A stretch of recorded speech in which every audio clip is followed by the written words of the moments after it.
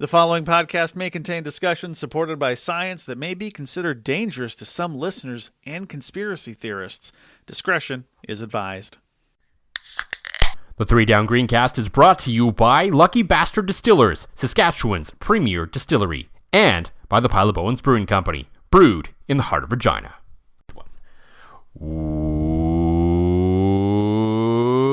Welcome to the Three Down Greencast. You are listening to the internet's only Ask John Anything podcast. Let's go. I'm fired up. I am Joel Gasson with John Fraser, as usual as yes. Another edition of Ask John Anything is here.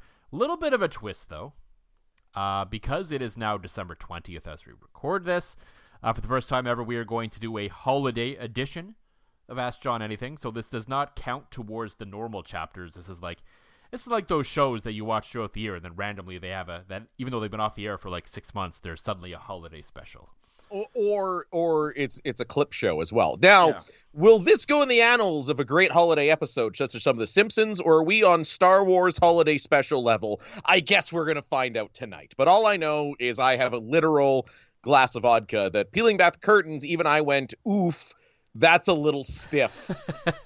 Yeah, you know it's strong when John is noticing the alcohol. So yeah, it's going to be spicy. I'm here for it. Before we get into that, though, so as we normally do during AJA, as we sort of flip the show, because there's enough nonsense to come. There is a little bit of rider news to touch on. Not enough really to do an entire episode on, quite frankly, from our standards. But they did what everyone expected them to do. Mark Mueller is now officially the team's offensive coordinator. Like it. Yeah, solid move.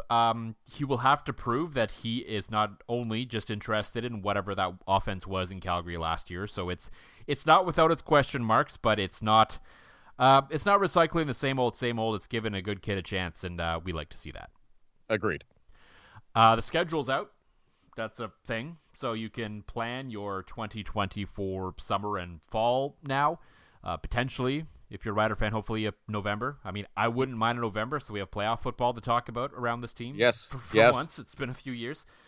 Overall, I mean, I am still a fan of the unbalanced schedule if you're going to have divisions, because I think divisions matter, but the schedule was fine. There's nothing that there's one little stretch where they have the usual sort of a bunch of games in a few days kind of thing, but that only happens to them once, and at least it starts at home, so it's not the most egregious of situations we've seen with that.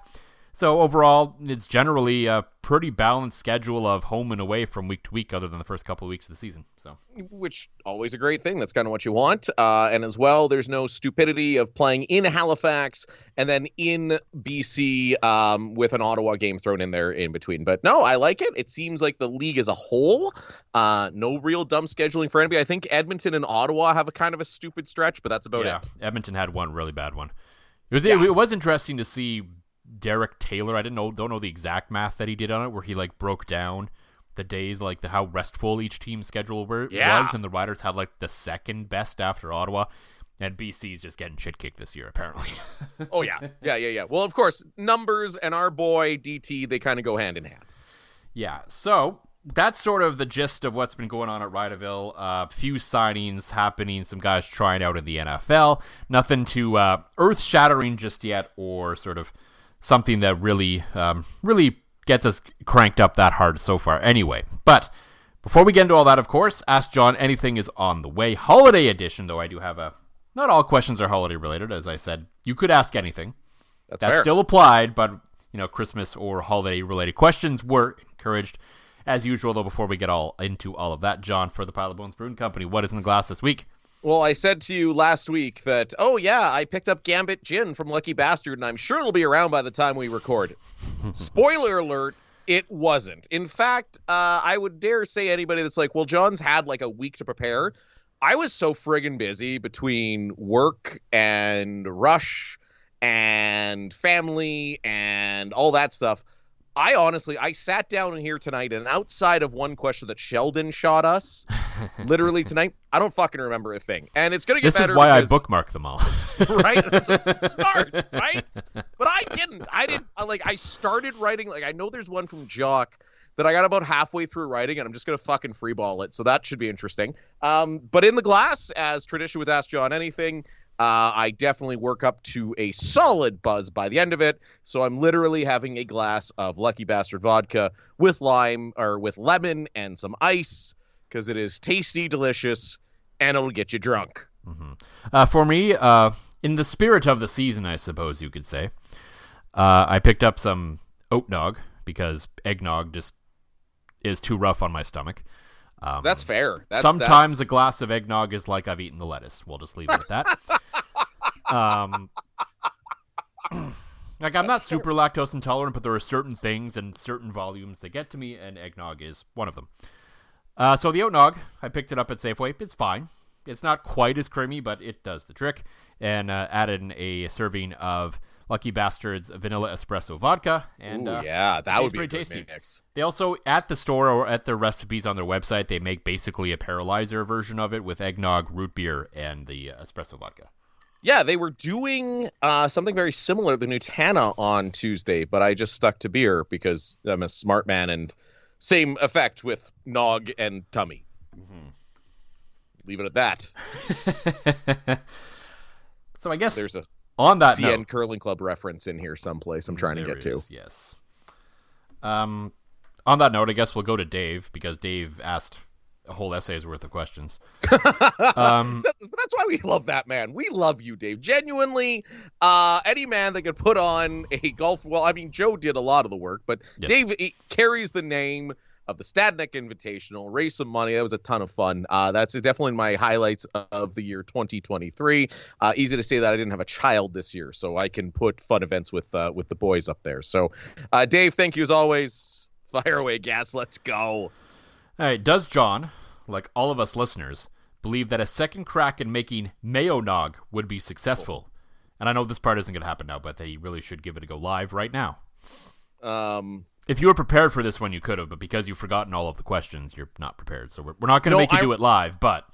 That's fair. No, I remember that one. I remember something with Mayo Nog, and full disclosure, I'm like, well, shit, like, I had the kids' Christmas concert tonight. Otherwise, we would probably have done Mayo Nog Part 2 Electric Boogaloo. But yeah, just, like, thinking of the Mayo Nog and the chunks of mayo that went into my mouth combined with... I mean, I just ate some delicious KFC chicken, and somehow I don't have an appetite, even though when you eat KFC chicken, I just want, like, more and more chicken. I do enjoy my fried chicken. Okay, well, my stomach has turned. I'm glad that we did not even attempt a second mayo nog. I don't know. It's one of those things that, like, remember when you were young, you used to get drunk off of something, like, real bad. You're like, I'm never drinking that again. I feel like that would be me and the mayo nog. I'd get near it. I'd be like, fuck yeah, let's go. Mayo nog time just for Dave. He's my boy. And I'd puke everywhere. So in the interest of keeping my home studio / home office clean, sorry, Dave, I got to let you down on this one. Maybe at next year's Stadnick. No guarantees, but Mayo Nog may happen, and I'll make it, and you guys can share in my pain. That might be fair. Nothing like potentially like a scorching hot day and a nice cool glass of Mayo Nog. That's what makes it better. Like plus 30 and I'm whipping up Mayo Nogs before we get out on the golf course. Like, come on, that's the dream right there. All right, I guess a bit of a follow-up on a more, or I guess less stomach-turning fair note. Does John have any standards, which I guess is a fair question in general, but when it comes to Christmas treats, like will he absolutely refuse to eat the pot of gold orange cream, or like myself, is all shame completely abandoned until July 2nd? January 2nd. Well, July 2nd too, sure, why not? Well, in fairness, I always generally eat like my body's a dumpster. Yeah. I have it. And also, see, this is one I've really cut back on my sugars over the past few years. But after I get a few drinks in me, I am the ultimate hoverer over the dessert tray. Like, I will just dummy whatever is on that dessert tray kind of when I get past heavy buzzed, and it does lead to some nasty hangovers. But no, I have no standards, and I can tell you one thing from working both in the car business and the automotive industry, and the radio industry, mostly by professional. There we go. Yeah, for the record, the vodka's only half done. Those are both industries where, like, and I'm sure you saw the same thing in radio. It's like you just get shitloads of like vendors stopping by with gifts. So there's almost constantly from December the 1st right up until January the 2nd, just constant trays of gifts and sweets and everything. And yeah, I shove it all in my face hole. Mm-hmm. So, nope. Dave, I do not have standards. I will even eat the pot of gold orange cream from time to time. But if you put a raisin in a butter tart, I'm out. There's a spicy take for you right at the end. I mean, I'm not picky about anything, so I really can't comment. Like, pretty much really the only thing I will not eat is raw cauliflower, and that's really just a texture thing.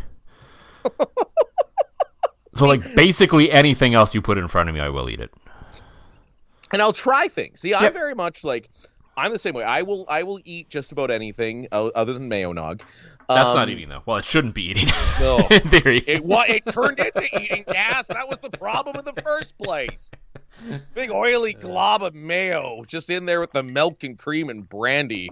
But no, bring it. In the festive season, I'm very much of the mindset of, you know what? Fuck it. We're all spending too much money. We're all living our best lives. We're all eating too much, and we're all going to enjoy it. And to try to do anything else, to deny yourself, it's just not human. It's not the spirit of the season. I'm not a religious man, so I worship the sugar and the booze. And note to anyone who may be thinking about dropping off gifts to like people like they work with through Auxiliary, like you talked about, like the vendors at radio stations or at car dealerships or other businesses. Yeah, there's enough sweets that come around. You show up with like a tray of sandwiches or pizzas, you will become their best friend. Oh, yeah. No, there's one body shop in town. God, I forget which one. There's one body shop in town that sends over pizza. And it's like, holy shit, it's Body Shop Pizza Day. And it's not enough for everybody by any stretch of the imagination. But it's like... But it's a nice switch up from the like, oh, here's another box of Tim Hortons donuts. Hooray. Well, that's it. That's exactly it. Like, just show up with like 18 bags of Old Dutch chips and throw them in our boardroom. Like, they are going to get consumed mostly by the fat guy who has his office connected to the boardroom at Enns Toyota. Mm-hmm. Which I'm not allowed to say on Rush Broadcast anymore. Is there a different sponsor? That's why. I figured, And I guess I have that subtle way of working in where I work. And no, podcasts. You? No. No, never. No. Never. No, that's why boomers know how to get me. No, apparently I said it basically all the time. So this year, wherever I would say Enns Toyota, I'm now just saying the 3 Down Greencast. So I'm sure our listenership will increase by 4. I mean, we haven't had a game. This is our first episode since you've done a game, so we will find out maybe. That's fair. I guess we will see. But I mean, generally we do ask John anything for the 7 listeners. So still disappointed. And you know what? I don't know if Grammy's going to listen, so we're down to 6 because Grammy's in New York right now with my uncle. So she'll listen eventually. She will. She'll Grammy get home will and she'll turn her data back on and be like, "Oh, there was an episode." Right. Mm-hmm. So that's hey, Grammy, Merry Christmas, Happy New Year's. Mm-hmm. From Bryce. Yes. Santa Claus can't make it, and you have to sit in the lap of Santa's little helper and whisper into his ear your gift list. Between these 3 choices, pick who should be the next old Saint Nick. Zach Caleras, Matt Dunnigan, Gaynor, or Randy Ambrosi. I want to say, and this is surprising for a Winnipeg fan, I want to say it's going to be Gaynor. Really? And the reason it's Gaynor is because I would have the overwhelming urge to whisper in Zach Caleras' ear, "You're not that fucking good." Randy, I would be like, "Bitch, Halifax ain't happening. Make Quebec City happen." Who was the other option other than Gaynor? Matt Dunnigan. Okay, Matt. Can I have I would go with Matt Dunnigan personally. I think he has more of the personality to pull it off. Right. Right. And he would be just whipping up some wicked barbecue for everyone too. Well, that's what I mean too. So can I have Matt and Gaynor sit beside each other and like sit in betwixt them? I mean, it's not technically against the rules, I suppose. I'm Right. curious as to why you think Gaynor though. I mean, he's a suit that doesn't talk. Because then I have nothing to be mad at Gaynor about. Zach, I would say shit. Ambrosi, I'd say stuff. Matt Dunnigan, I love Matt Dunnigan. Who doesn't? I think we've made that clear. The man loves his barbecue. He's a hell of a color commentator. And there's the people that don't like him. I get it. Maybe that's not your thing. I can respect that. Personally, the Dusty Dunnigan combination is the CFL's best by an absolute mile. Plus, Dunnigan pulls off the sexy Santa so well. See, that's the thing. Gaynor's I mean, cuddly. in the last couple of his years, his like beard is halfway there now. Oh, but like, guy's a man rocket. Like, I'd almost be intimidated. Okay, it's Gaynor because I'd be intimidated to sat on Dunnigan's lap because I'd be like, hey, let's talk barbecue, let's talk football. I respect the hell out of you, but holy shit, you are way too handsome for this. So Like, you're saying literally. Santa's ugly? Wow. Santa catching strays here. Wow. So, fun Santa story. As we catch Santa strays. We have an Ends Toyota Christmas party for kids every year. Where was that again? I did it again. Just add it to the John Fraser drinking game. There's a long enough list there. Betwixt Peterborough, the Pantaloons. There we go. There's about 4 for you. So Santa is my father-in-law, Don, our shuttle driver, who made sure that we got absolutely shit-faced at the Saskatoon Men's Bonspiel and is always there for a good time. So the only 2 kids that saw Santa and lost their shit were mine. And but then, like, I looked like a villain because my kids are like, I don't think everybody on the staff knew who Santa was. I don't think, or they didn't know that Don, the shuttle driver, is also my father-in-law. So, like, I'm laughing hysterically as my kids are melting down because of Santa Claus, and people are like looking at me like, really? Like, so I had to like, and then like, because I need to whisper, and I'm like, hey guys, actually, that's their father-in-law. That's their grandpa. It's my father-in-law. But I don't think I got to everybody, so I feel like there's a sizable amount of my coworkers that just think I'm a complete asshole. And that, I mean, a larger amount after the Santa incident. But so there's Santa also catching strays from his own grandkids. Yeah. I mean, that is pretty funny, though. It was hilarious. I mean, like, but I don't know. yeah. I don't know if I would have laughed at the kids melting that out so much, but I would have been there laughing at you laughing at them, looking like you were just such a prick towards your kids. Yeah. You're traumatized. You suck. No, it's funny because it's their grandpa. And I gotta whisper that because they're still awake upstairs. Yes. So there's more Santa strays. I guess a bit of a follow-up from Jock.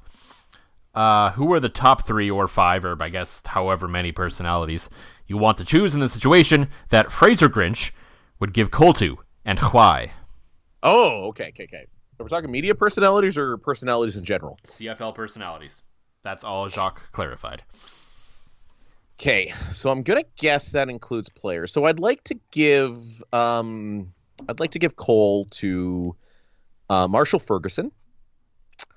For obvious reasons.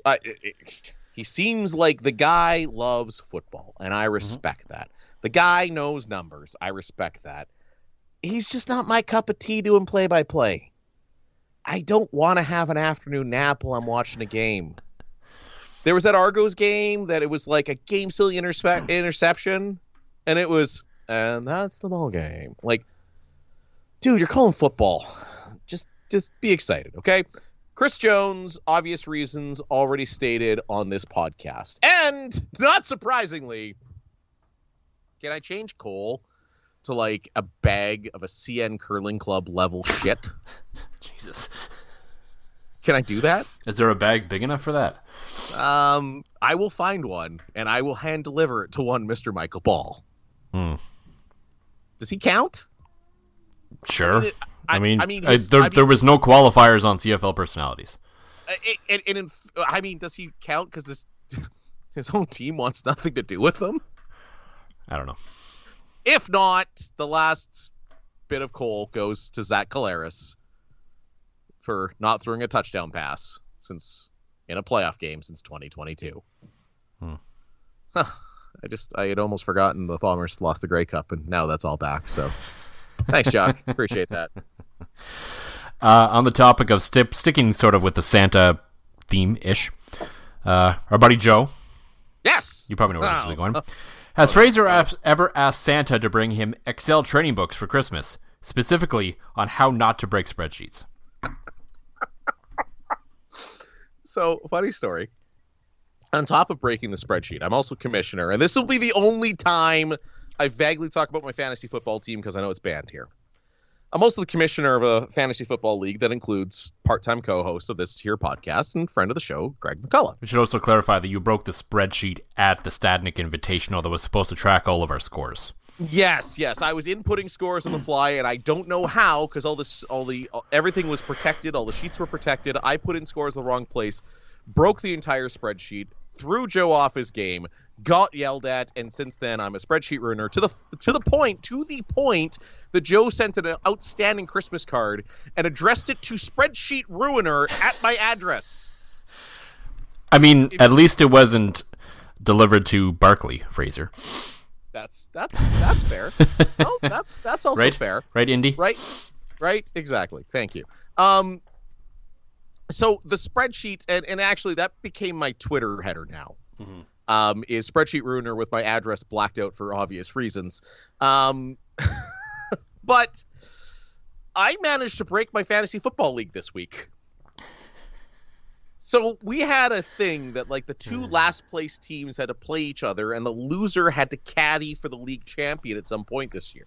Me making that change then screwed up all the matchups for I being the number one seed. I'm supposed to play the lowest seed remaining, that being Greg. That didn't happen, all because I have now both ruined a spreadsheet at the Stadnick and ruined my own fantasy football league, which I have now fixed, unlike the spreadsheet. So, yes, Joe, I have added Excel for Dummies to my Santa list. Unsurprisingly, we have a few questions about movies, so they're kind of going to get all tied into one here, so apologies to Sheldon and Dave who also asked, but spiritually, I believe all your questions will probably all be answered in Jacques' question. What are your top 5 Christmas movies? For each CFL team, if their coach, or GM if you prefer, was a famous Christmas TV/movie character, whom would they be? For example, maybe Chris Jones would be Willie from Bad Santa, or Jeremy O'Day is Cousin Eddie. Because, just to clarify, Dave asked, what is John's favorite Christmas movie? Which character in that Christmas movie does he feel he could replace? And Sheldon asked, why does Jingle All the Way not get all the love it deserves? I feel like, based on some things you've said, it will appear in this list, so you will explain. Yes, it will. Okay, top 5 Christmas movies.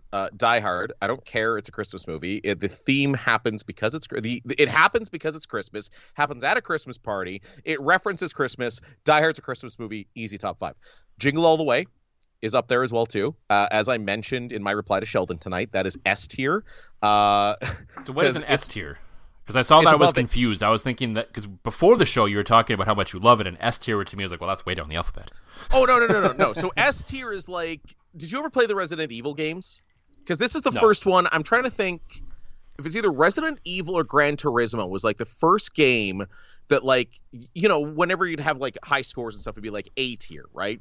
And then it's like S all of a sudden became like above A somehow. I don't know how it happened, but I noticed it in the Sonic video game I bought for the kids that I totally didn't play at all. And definitely in Resident Evil, because you needed it for a speedrun challenge. So S tier is like above A, okay?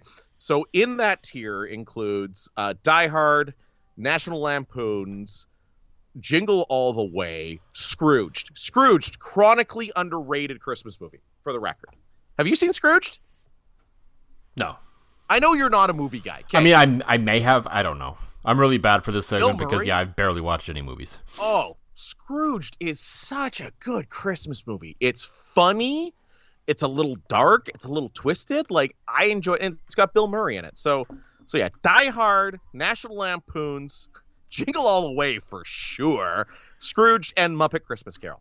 Muppet Christmas Carol, bit of a nostalgic pick. We used to watch that Christmas Eve every single, like, back in the old Fraser household, back in Atikokan, Christmas Eve, before we go to bed, Muppet Christmas Carol, but that's great. And I love, too, that, like, now, as a grown-ass man, watching Michael Caine play his role as serious as possible it's also, it's even better as an adult. So there are the top 5 Christmas movies. Now, this is the one I started writing and got too busy to finish. So, Jock, I'm sorry, there's going to be a bit of an incomplete answer on this, but and obviously I'm probably going to go by actors and not character names, but I would say, and this is one, Jason Moss is Bill Murray's character from Scrooge. Because when you eventually watch Scrooged, Joel Gasson, Bill Murray's a bit of a dick. And he's kind of the scapegoat, and people don't really like him. And then he's visited by the ghosts of, Christmas past, present, future. It's a TV exec, right? So it's a spin on this. And he comes out the other side with everybody. It's like, so Jason Moss's time in Edmonton and Ryderville is like, this guy's a jackass. I can't believe it. He sucks. He's the worst. And then he comes out of it, and he's just this great guy. There's a man that's going to kill him that doesn't kill him, that's been chasing him with a shotgun. It's great. Great movie. So Jason Moss is Bill Murray's character in Scrooge, and I am so disappointed in myself that I can't remember that name right now. Okay? I'm going to go Corey Mace, no specific movie. He's just Santa Claus. Because, I feel like he's brought joy to many. The Corey Mace hiring in Ryderville has brought so many, like, just his motivation, his spirits, everything. Plus, he's a big enough dude and seems like chill enough that I could sit on his lap, and I don't think it'd be weird. Am I wrong on that? It might be a little weird. That's fair. Rick Campbell is every reindeer that's not Rudolph. You just kind of forget about him sometimes. But yet, they're integral to the success, right? Like, Rick Campbell's just kind of there, right? Chris Jones is the boss in Christmas Vacation, because he's the kind of asshole that would take away Christmas bonuses and give you a Jelly of the Month club. So that is obviously there. Okay. Fun little side story, I guess, with that is they're saying in Edmonton this year they're out of all the cap penalties from like the 12 coaches they fired in the last 5 years. So, i.e., they better start better next year, or his ass is on the line. Or he will be the one receiving the Jelly of the Month club. I want to say, God, I'm trying. I'm so bad that I don't have somebody for every single one. But that's what I've got. I'm sorry, Jock. Anything I would do now would just be reaching and desperate and probably not that funny, but that's kind of what I have. Ryan Dinwiddie is whoever you can think of with the most beautiful eyes, right? Ryan Dinwiddie is the lingerie saleswoman that Clark Griswold has a crush on and fantasizes about in National Lampoon's Christmas Vacation. That is Ryan Dinwiddie. She looks successful. She's beautiful, just like Ryan Dinwiddie's beautiful, and I've had a crush on those husky eyes since he was playing quarterback for the Bombers. So, yeah. Okay, I got one more. Yeah. That's Dinwiddie. That's I wanna stare out my kitchen window. And I don't know. Ryan. I don't really know why. And it's not like a personality thing whatsoever. I don't really know if we're going to classify it technically as a movie, but Jock also said TV. Scott Milanovich reminds me of the Abominable Snowman or whatever from the Rudolph special. It makes no sense, but I'm there. No, physically, like his face, I see his face in that face. In that big white monster, whatever it is. Like that thing, I'm like, I don't know why, but I'm like, that's Scott Milanovich.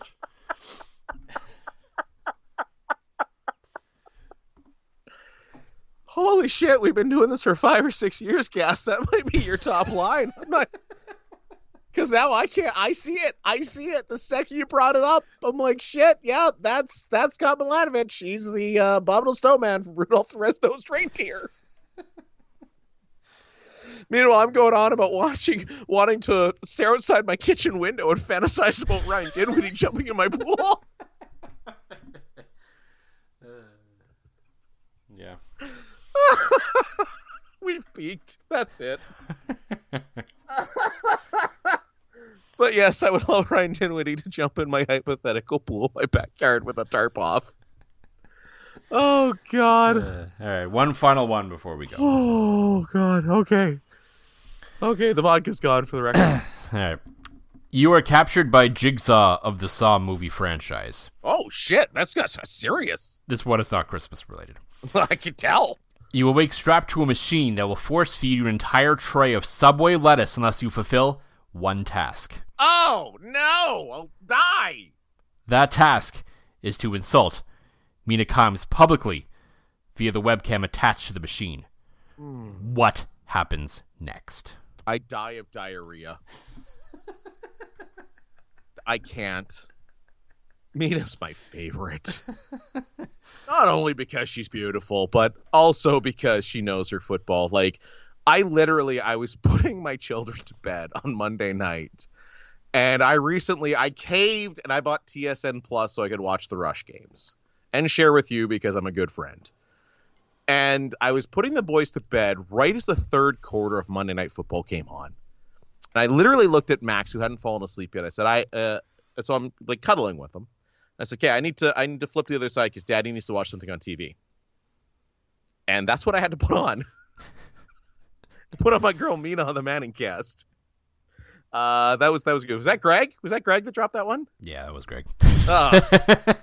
Because he feels the same way. There's no way Greg could do it either. Greg would be the same way. Be like, all right, gonna die of terrible dehydration while I shit the water out through my bum. I can't. I couldn't do it. I can't bring myself to do it. So that's. If I am killed by Jigsaw, that's how I'm gonna go, and I'll be fine with it because I could not do it, Cass.